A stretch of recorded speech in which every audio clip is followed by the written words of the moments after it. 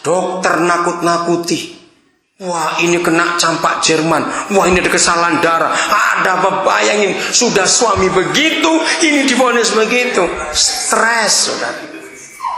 Anak dari suami yang sama dan dari istri yang sama akan lahir jadi anak melankolis, tertekan, senang menyendiri, nggak suka ribut, maunya sepi saja.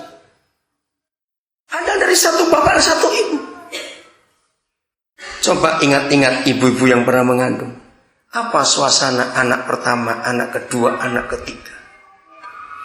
Ternyata kata tumus bagi orang Jawa itu betul dari ayat ini. Nyambung. Perasaan ibu itu nyambung ke anak, saudara. Disitulah karakter terbentuk. Rekaman terganggu karena kasus-kasus yang terjadi dalam keluarga selama 9 bulan 10 hari itu. Maaf ya, saya beri contoh. Kalau ada, saya tuh nggak kenal saudara, saya cuma meyakinkan. Lihat, mengapa semua ibu yang lagi mengandung, tapi bapaknya anak itu, jadi suaminya ibu ini, kurang ajar betul kelakuannya, selingkuh, ganti-ganti, ngabisin duit semuanya. Lalu ibu itu sakit hati dengan si suami. Anaknya nggak kenal apa-apa, dari kecil bisa nggak suka bapaknya. Ada yang pernah ketemu keluarga seperti itu? Lihat, saudara. Ini yang perlu dipulihkan. Anak yang dikandung laki ingin perempuan, terganggu jiwanya. Kalau berkelebihan bisa kelamin ganda itu tadi. Jadi dunia medis yang bisa membuktikan inilah semua yang terjadi pada zaman purbakala. Tanggal 25 Juni yang lalu kami ketemu keluarga itu, sudah lama kami gak ketemu. Saya sudah minta izin dia, kalau cerita boleh, keluarga Arti Dasjar dari Banjarbaru, Kalimantan Selatan. Saudara, anak mereka pertama itu sampai umur kira-kira 6 tahun. Itu bermasalah besar kalau papa mamanya harus pelayanan ke kampung-kampung pakai kelotok. Tahu kelotok ya?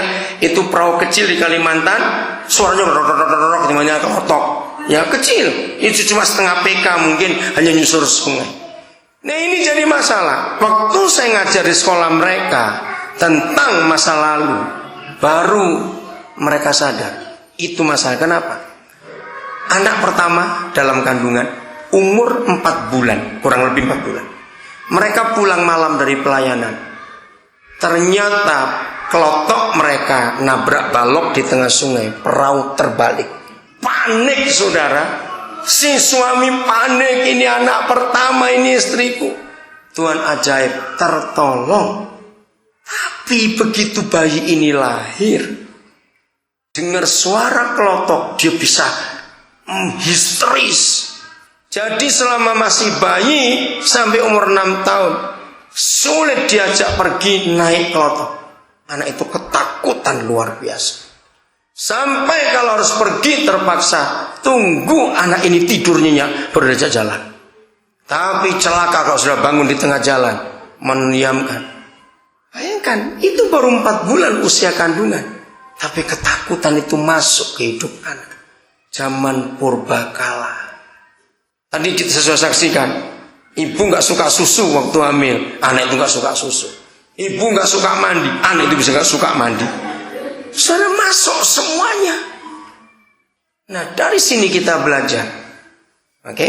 Yang kedua, zaman dahulu. Hal-hal yang dahulu. Jadi setelah lahir, ringkas cerita. Saya punya pertanyaan klasik kalau saya melayani orang-orang yang terganggu masalah percabulan. Saudara, semua manusia itu sangat-sangat penting dijaga waktu masih kecil. Maka itu nanti pulang baca Matius 16, Matius 18. Kenapa Tuhan Yesus marah kepada orang-orang dewasa? Celakalah kamu kalau salah seorang di antara kamu menyesatkan salah seorang dari anak kecil ini. Lebih baik batu kilangan diikat di lehernya dan buang ke laut. Sadis sekali. Mengapa Tuhan Yesus marah seperti itu? Dengarkan saudara, semua manusia itu perlu dijaga dari umur 0 waktu dia lahir, termasuk dari kandungan, tentunya saya sudah bilang itu, sampai minimal umur 5 tahun. Kalau bisa sampai 7 tahun dijaga akan aman. Nah, dari lahir umur 0 sampai 5 tahun minimal. Tergantung sampai usia berapa, masing-masing keluarga beda-beda. Jaga dan lindungi anak-anak ini, jangan tahu yang jahat. Oke? Dengarkan. Semua manusia tahu seks itu kalau ada yang ngajarin dan memberitahu. Catat 4 hal.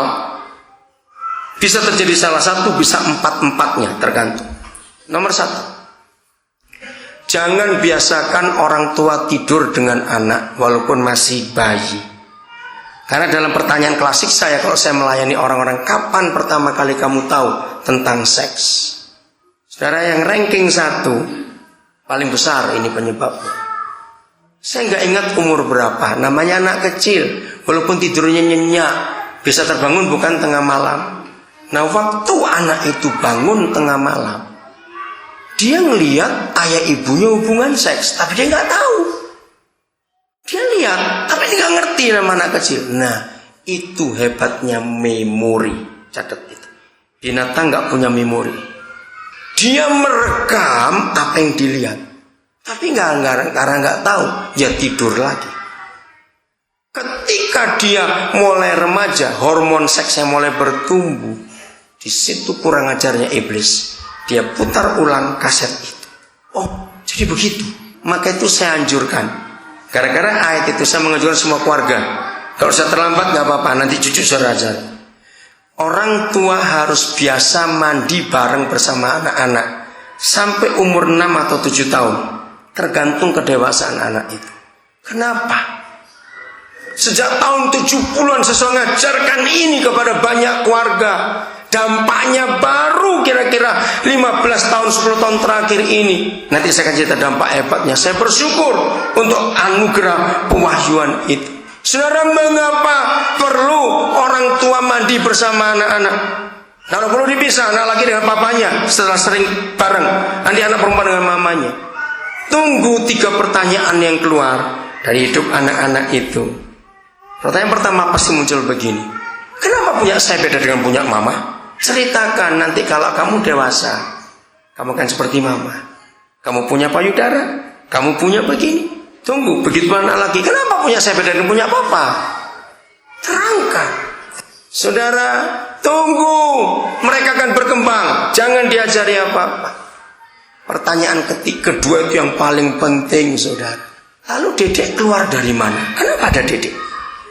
Saya menganjurkan kepada orang tua dari sekarang ini, jangan pernah tabu bicara seks pada anak-anak. Setuju tidak? Kenapa saudara setuju ini penting? Kalau anak-anak kita tidak tahu seks dari kita, orang tuanya, mereka akan tanya keluar. Dan kalau tanya di luar rumah, akan dicoba celaka sekali anak kita. Ngeri. Nah, terangkan dengan jelas dalam logika anak-anak. Kamu ada karena punya papa masuk ke punya mama. Walaupun gak ngerti, sampaikan dulu. Nah, kalau punya papa masuk ke punya mama, maka ada kamu. Maka itu besok kalau kamu sudah besar, ada temanmu mau ganggu kamu, baik yang laki perempuan, ceritakan. Jangan mau. Nanti kamu bisa punya dedek. Itu akan nancap di memorinya. Ketika mereka remaja dan diganggu, Roh Kudus akan putar ulang perkataan orang tua di kamar mandi itu. Katakan amin. Nah, yang ketiga ini yang saya kagum. Setelah 10-15 tahun terakhir ini, begitu banyak orang tua yang dulu anaknya masih kecil-kecil, lalu mendengar saya ngajar ini, mereka beri saya feedback. Saya bersyukur kepada Tuhan. Mereka bilang, Pak Koden masih ingat di gereja ini? Oh, masih ingat betul. Kenapa? Ternyata anak-anak kami nggak terpengaruh dengan pornografi atau situs porno. Jadi nggak nyambung. Loh, hubungannya apa? Jawabannya, mereka sudah bosan lihat punya papa mamanya sendiri. Katakan amin, sudah. Saya kagum itu. Jangan remehkan anak kecil. Nomor 2, tadi kan nomor 1 bukan? Nomor 2, para babysitter dan pembantu yang suka mandikan anak-anak. Ternyata dalam cerita anak-anak itu, waktu mereka dimandikan, kelamin mereka dibuat main oleh yang mandikan. Tapi kan nggak ngerti namanya.